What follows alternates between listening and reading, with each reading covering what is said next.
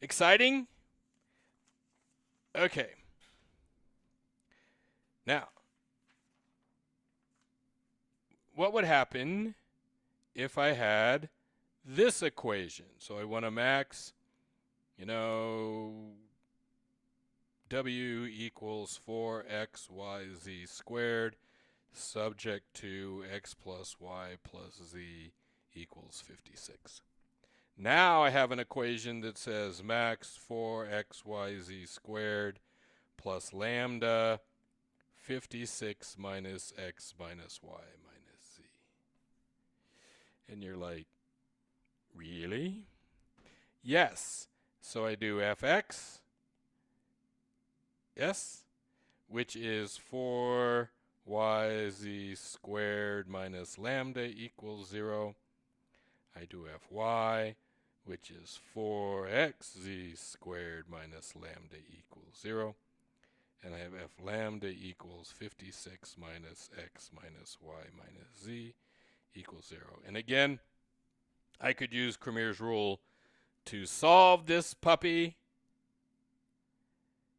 Yes?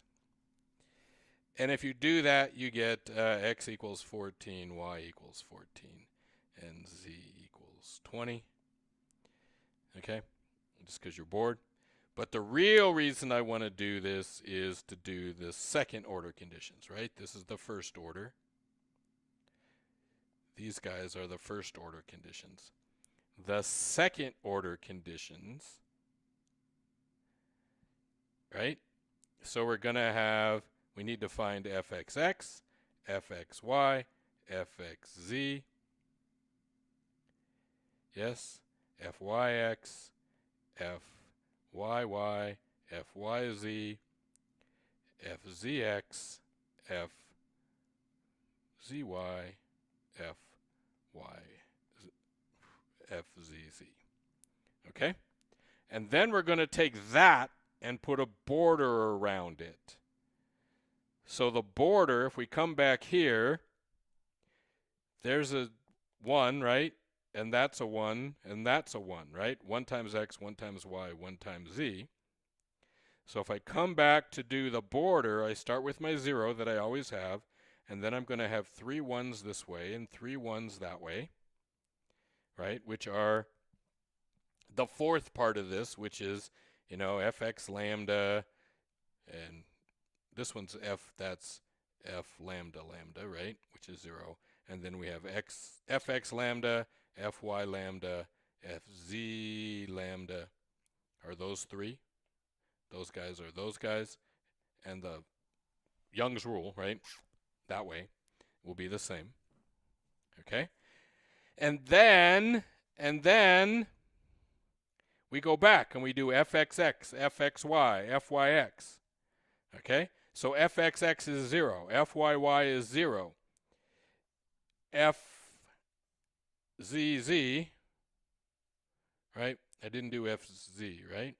fz is 8xyz minus lambda equals 0. Okay? Yes? fxz. No? So if I do this, I'm going to get a 0 here and a 0 here and an 8xy there. Right?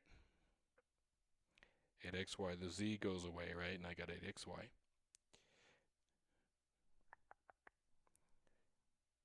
And here I'm going to have, right, there's no z's and no y's. When I come back into fxy, I'm going to get 4z squared, right? So fy is,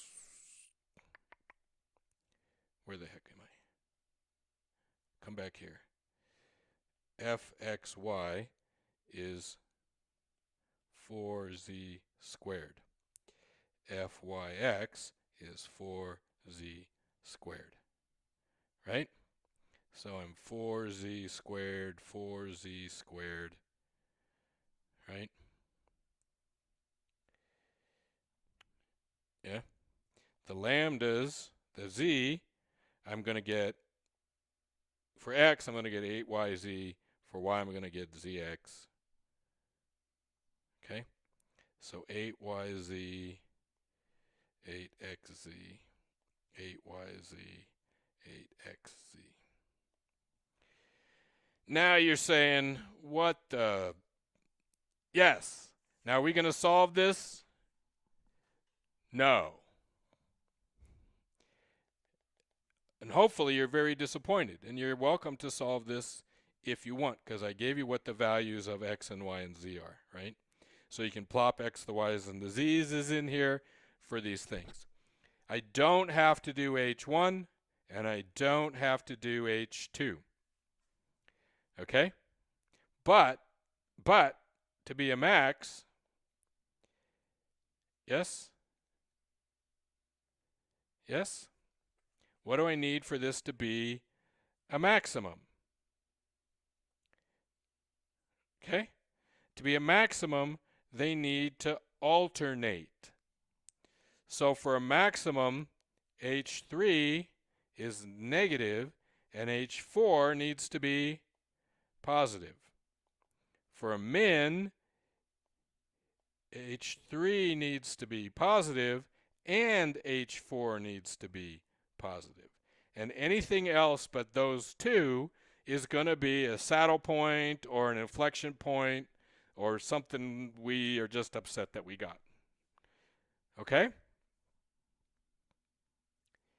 You're like, oh, I'm so excited. And no, you're not. I know you're not.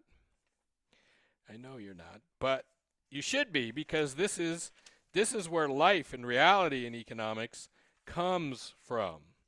This is where we do all our useful and exciting stuff. Okay? And let's say you don't. Okay. All right. Suppose that I want to max a utility function. Utility of x and y. But I have a budget constraint. So I'm going to say subject to my budget equals px x plus py y. Okay? So I can write that out and say I want to max my utility, which is a function of x and y, plus lambda b minus px x minus py y. Okay? Yes?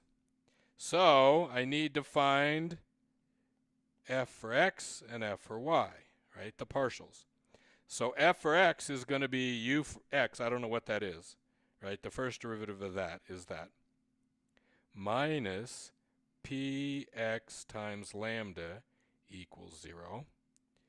And u for y minus py lambda equals 0. Okay? Are we good there?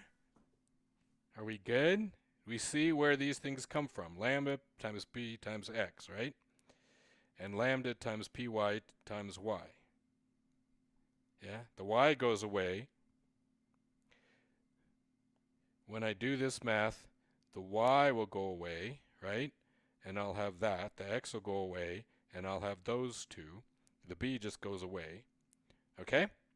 So I have f of x is ux minus lambda px equals 0. And f of y equals uy minus lambda py equals 0. Now, just ignore the lambda, the third part of this for now. These two things are equal. So ux minus lambda px equals uy minus lambda py. Yes. Yeah. Yeah. Yeah. Is that good? Yeah. Or we can take this and say, what? Lambda equals ux over px. And we can take this and say lambda equals uy over py, which means ux over px equals uy over py, which you probably remember from 102 and from 302 and everything else you've ever seen, right? That's the marginal utility of x divided by the price of x equals the marginal utility of y divided by the price of y. Okay? Or we can rearrange this. We can rearrange this and say mux over muy equals px over py. So that's the optimal point. Well, what is that point, my friends?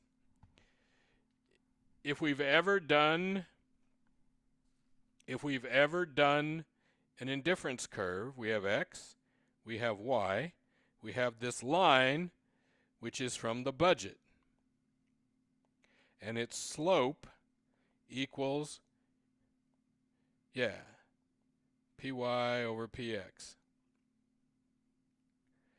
And then we have this thing, which is called an indifference curve. And its slope is the ratio of the marginal utilities of x and y, mux and muy. And right here, they're equal. So this little thing we just did right here, that equation is indifference curves. That hopefully you did them in 302, or at least you saw them in 302, and you got the idea of them in 102. But here's this equation, and then we do the math, and that's how we do indifference curves without using a graph, with using math. The advantage of this would be what? Well, on the graph, I'm limited to an x and a y. In the real world, I could have 40 different things in U and 40 different things in my constraint, and I can deal with them algebraically instead of having to deal with them on a graph. Yes? Because we like that, yes? Okay. All right. So the last little thing we want to talk about, remind ourselves about, first is monotonic. Remember what monotonic means. So something can be monotonic as long as it's always going up or down. It can level out, right? So I can go up, level out, and then go back up, and that's monotonic because however I follow this function, I only go up, I never go down. And I'm flat at one point, but I'm fine, okay? So this is also monotonic, even though it's flat there, okay? It doesn't break. Now, if it only goes up or only goes down, that's strictly monotonic. All right? Only goes up or only goes down, that's strictly monotonic. Okay? Now, that has to do with something that's concave or convex. Okay? And there's formal definitions of concave and convex that are in your book that you should read. Concave, right? That line is concave. And I know that because I can put a secant inside and it's below the curve. And that line's convex, and I know that because I can put a secant in here, and that secant is above the curve. I can also do this with, obviously, 2 dimensions and 3 dimensions and 4 dimensions and 5 dimensions, and it gets really complex. We can also do something called quasi-concave or quasi-convex. The quasi just means it sometimes flattens out. Okay, so That's concave. That, and then it flat, right? It can't have a bump in it like that. Am I making sense here? Or not making sense? So if it goes up until the point that it might turn down, where it's still going up, right? Right. So we measure this, and there could be a flat line in here. So it goes down, flat line, down. There's a little section in here where if I draw my secant, I don't get anything. Okay? But overall, from here to there, I can draw my secant, and this is concave. But because of that flat line, it's only quasi-concave. And going the other direction, right? If I'm like this, and then I flat, and then I'm like that, well, that's quasi-convex. All right? So a straight line is quasi-convex and quasi-concave at the same time, basically. All right? Now you're like, well, why are you telling me this? And the answer is really simple, that I'm not going to do some math. I should do some math, but today I got a new journal. I got the AEA Microeconomics Journal.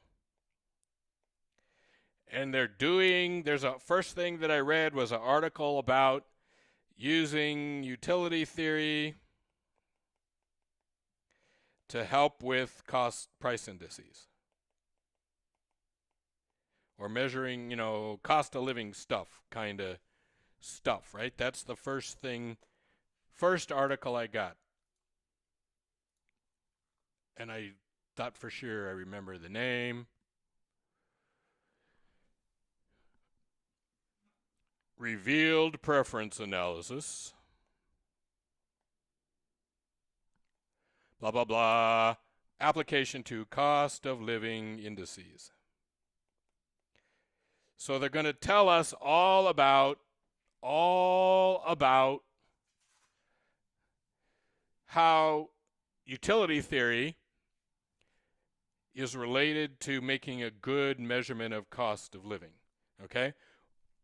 The cost of living stuff we do is bad, and you should know that, right? If you've taken your at least your intermediate stuff by now, you should know that our ways to measure cost of living changes are poor. So they're trying to come up with a better one. What's the first thing I see, right? I'm right in the first part of their theory. Let's do our theory. And what's the first thing they write out? They write V Px equals max U subject to P times Q is less than or equal to X. And we'll get to the less than or equal to part. Okay? That's what they do.